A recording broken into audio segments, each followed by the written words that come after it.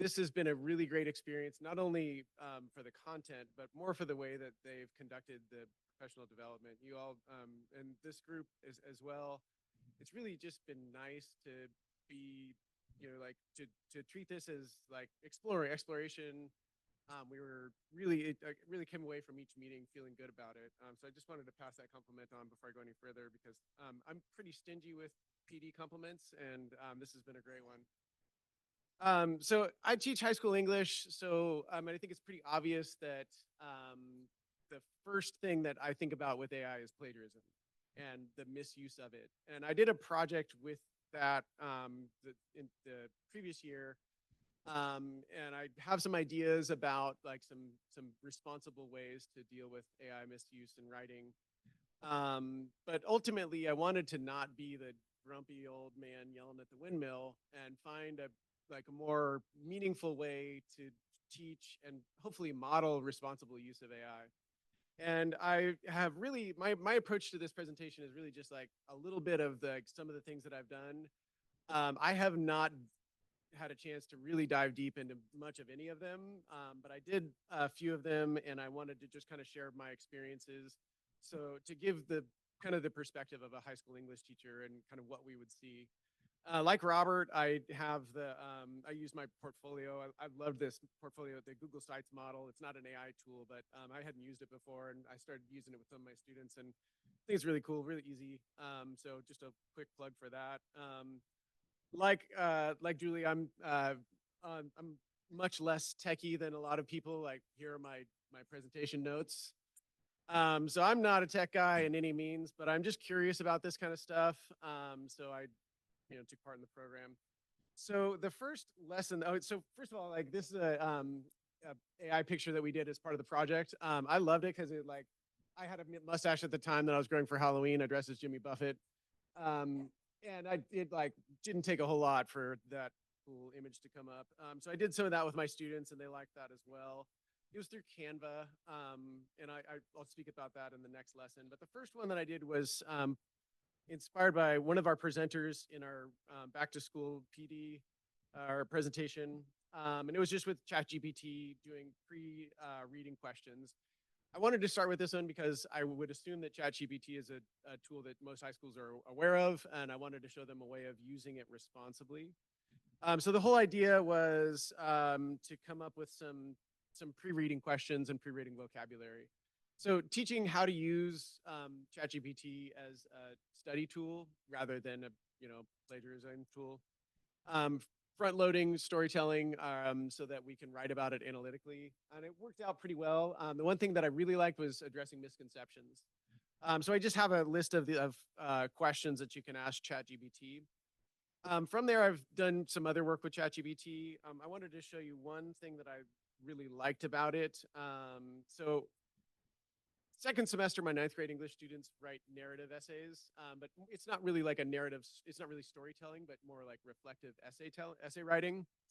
And one of the things that I struggle with in the prompt is I'm very process based in the way that I teach writing, and also very like step by step. So I plugged in a bunch of these narrative essay prompts from the New York Times, such as, what are some objects in your life that are sentimental and have special meaning? And the thing that I really liked, I won't go too far into it, but I really liked the way that ChatGPT came up with these bulleted questions, because I think that's a great starting point for like brainstorming ideas that will eventually become topic sentences. So the approach that my students take here is that they'll take 3 of those questions that they can answer best. There's, first of all, a list of prompts. They'll choose the 3 that they can answer best, and then that's the basis of their essay. And so we can start like forming an essay. And I really like the way that ChatGPT fed that out to the students. So in addition to pre-reading, I found that. Another thing that I use ChatGPT for a fair amount is in just generating discussion questions. And so what I like to do in a discussion section is to just write with the students, ask ChatGPT for some discussion questions about a chapter that we've read, and then we're all sort of processing it together and hopefully modeling how we use it as like a starting place for a discussion. And then I like to think, and maybe I'm just being like vain and naive, but I like to think that that's like a model of a responsible use of it and a good way of engaging in the text. The second lesson that I did was really just with Canva and that AI image generating. We were reading Lord of the Flies, classic text, and I just had them use one of the two, I think it was either Magic Media or AI Image Gen, to generate images from a key scene in Lord of the Flies. And then they made a little, like a bulletin board on our MLS, and it looked like this. It was really like, I have elementary school age kids myself, and it was like when their teachers have them use M&Ms to do math. Like it's just kind of like a trick, or like if anyone remembers getting a speak and spell, where you're like, oh my god, I got a computer, it's so cool, and you're like, ah, geez, I'm learning. But it was like, it was fancy and it was fun and a cool, an interesting thing. I don't know if I have any of them, and we can see easily here. I don't have my glasses on. I guess I put them on. A bunch of the pictures came up with a dog for some reason, and there's no dog in the story. So that was like an interesting discussion about AI in general, like in the larger sense. Like, what do you think? Like, why are there so many dogs? And we don't have an answer for it, of course, but the process of thinking about AI in that way with high school students was a really like interesting thing that I didn't expect. But I did have them include their prompts, or some of them include their prompts, so that we can practice that, like writing good AI prompts, because I think that's a really key piece. And one of the larger questions that I have is for the kids that are growing up with AI, right? Like the kids that are going to be, maybe like younger students now that will always have had it. How do they learn to interact with AI in a way that when they haven't had to like act without it? So like, how are they going to learn how to ask AI the right questions? I'm sure they will, but it's just like an intriguing question that I think about.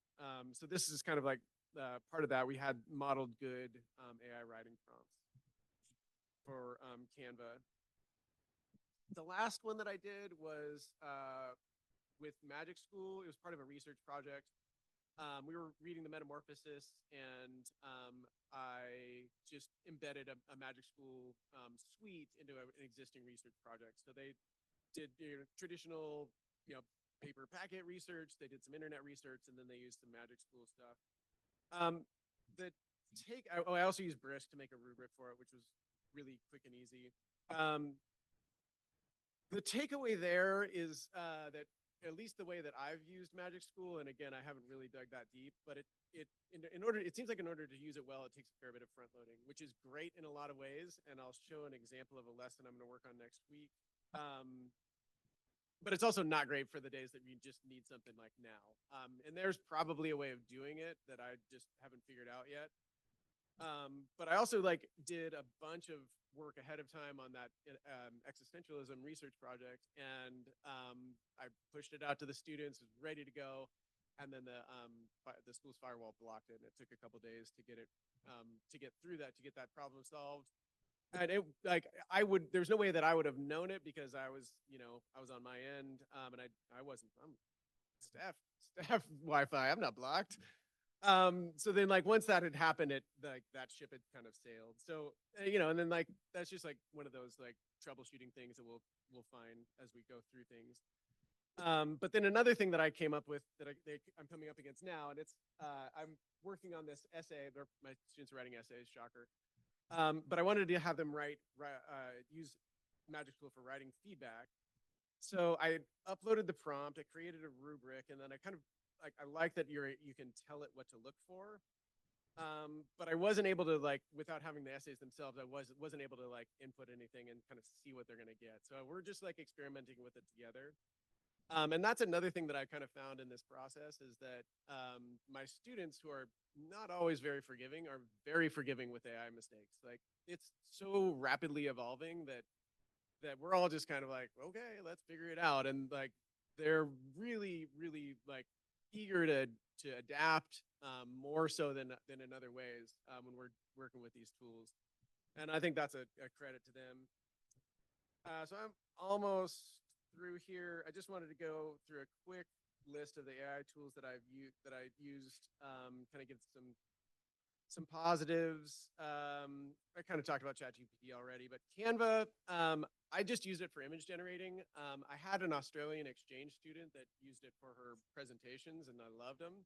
So I would love to learn more about that, and kind of see like what the whole host of stuff that Canva has to offer and learn a little bit more about it. I think that it probably has a lot that I didn't really dig into. The one criticism that I would have for the image generating is that it's kind of hard for my students to navigate and to find the ones that worked well, which we found to be Magic Media and AI Image Gen. But to get to those each time was a little bit different. And when you've got a class of 35 teenagers, that like if it's a little difficult, it can be like a deal breaker. So that is probably just something I would need to learn more about, but learning the whole host of Canva ideas would be great.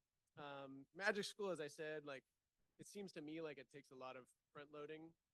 And I just like kind of am trying to take the perspective of how a staff would approach these kind of things. Like there's going to be some people that are going to just dive into all of it and really become experts. And there's going to be some people that like, as soon as it's hard, they're going to be done. So this is sort of like that perspective.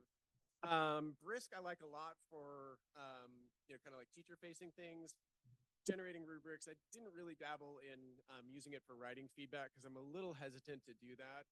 Again, just like kind of trying to be authentic. But as far as like rubrics go, that was great.